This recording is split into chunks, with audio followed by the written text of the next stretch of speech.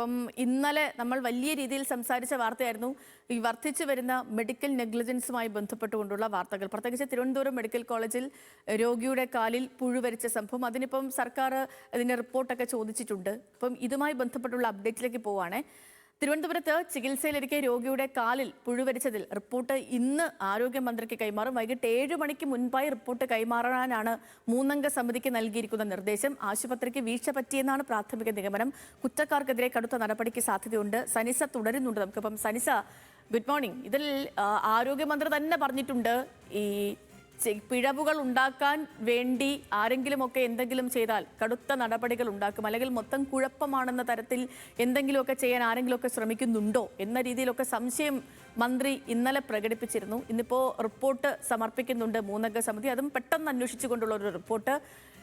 എന്തൊക്കെ പ്രതീക്ഷിക്കണം സനിസ? ഒപ്പം നിലവിലെ സാഹചര്യം എന്താണ്?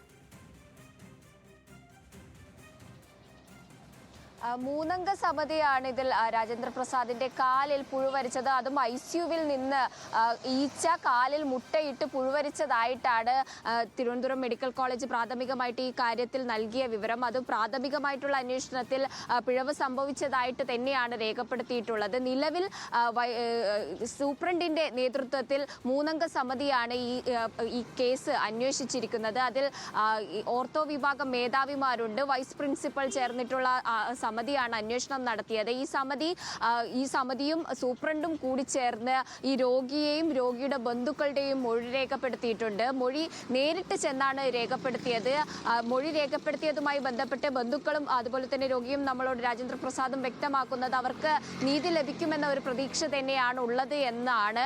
കൂടാതെ തന്നെ ഈ മൊഴി രേഖപ്പെടുത്തിയതും കൂടാതെ ICU ആ തീവ്രപരിചരണ വിഭാഗത്തിൽ അന്ന് ഡ്യൂട്ടിയിലുണ്ടായിരുന്ന നഴ്സ്, ഡോക്ടർമാർ, മറ്റ് അധികൃതർ തുടങ്ങിയവരുടെയും മൊഴി രേഖപ്പെടുത്തിയിട്ടുണ്ട്. മറ്റ് ഇയാളുടെ മെഡിക്കൽ രേഖകളും ആക്സിഡന്റുമായി ബന്ധപ്പെട്ട രേഖകളും ഒക്കെ പരിശോധിച്ചതിന് ശേഷമാണ് റിപ്പോർട്ട് തയ്യാറാക്കിയിട്ടുള്ളത്. ഇന്ന് വൈസ് പ്രിൻസിപ്പൽ ആയിരിക്കും DMEക്ക് റിപ്പോർട്ട് കൈമാറുക. DMEക്ക് റിപ്പോർട്ട് കൈമാറിയതിനു ശേഷം DME അത് പരിശോധിച്ച ശേഷം ആരോഗ്യമന്ത്രിക്ക് കൈമാറും.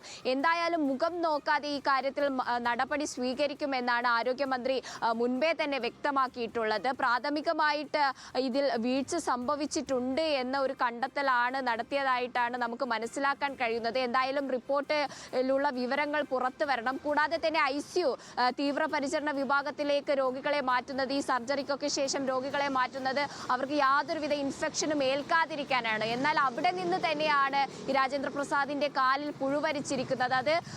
അതിൽ നിന്ന് തന്നെ വ്യക്തമാണ് അവിടെ ഒരു വീഴ്ച സംഭവിച്ചിട്ടുണ്ട്. ICUവിന്റെ മെയിൻ്റനൻസിൽ വീഴ്ച സംഭവിച്ചിട്ടുണ്ടോ എന്ന ചോദ്യമായിരിക്കും ആദ്യം ഉയർന്നു വരിക.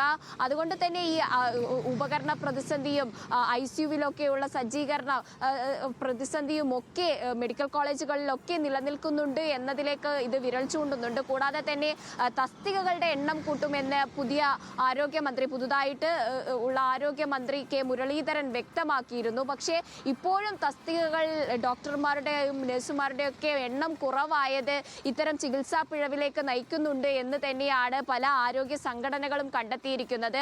അതുകൊണ്ട് തന്നെ എത്രയും പെട്ടെന്ന് തസ്തികകളുടെ എണ്ണം കൂട്ടണമെന്ന ഒരു അഭിപ്രായം ഈ ഡോക്ടർമാരുടെയും നഴ്സുമാരുടെയും ഒക്കെ സംഘടനകൾക്ക് ഇപ്പോഴും നിലനിൽക്കുന്നുണ്ട്. ഇത്തരം ചികിത്സാ വീഴ്ചകൾ കൂടിക്കൊണ്ടിരിക്കുന്ന ഒരു സാഹചര്യത്തിൽ എന്തായാലും ഇന്ന് റിപ്പോർട്ട് സമർപ്പിക്കും.